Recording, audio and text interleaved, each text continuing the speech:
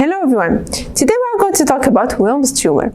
Some people think that cancers often occur in adults and the elderly, but this belief is wrong. Children also get tumors. The topic of our discussion today will be about one of the most famous tumors that primarily affect children, which is nephroblastoma. It is the most common kidney cancer in children. In this video, we will talk about everything about this cancer, including its symptoms, causes, and how to diagnose it and treat it. So our role today is to answer most of your questions regarding Wilms tumor. Today we have Dr. Lee, who is leading doctor at Seoul St Hospital. He is going to discuss with us everything about Wilms tumor from an experienced medical point of view. I'm Ume. Before we start, please subscribe to our channel so the next time you'll be updated with our new releases.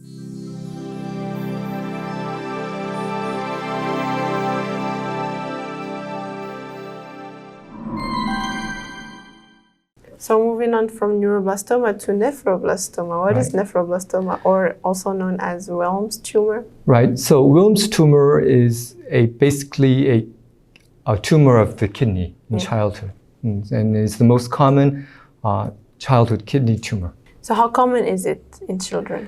It's actually not too uncommon, considering that for early children, if you consider the fact that for early children, younger age children, renal tumors consist about 10% of all cancers. And since Wilms tumor is the most common cancer in kidney tumor, I think the prevalence is not too low. So why Wilms tumor, just like neuroblastoma, occurs in children as well? I think in terms of that question, I think it's because the cancer-causing cell, which is the nephroblast in Wilms tumor, is again most often found in children of a younger age. So I think that is the reason why these tumors are diagnosed in very young children. How about the symptoms of this disease? So the main symptoms of Wilms tumor, similar to neuroblastoma, consist of a abdominal mass. So usually one of the most common symptoms include a palpable abdominal mass in the child. Sometimes the child may also complain of abdominal pain, and sometimes the patient may show hematuria, basically blood within the urine. Is there any diagnostic for the disease? For diagnosis, we really need to obtain the pathological specimen, and that usually is done when we undertake a nephrectomy, that is a resection of the involved kidney. What is the treatment plan for nephroblastoma? So treatment would require usually would require surgery of the involved kidney, followed by chemotherapy with or without radiation therapy. Okay.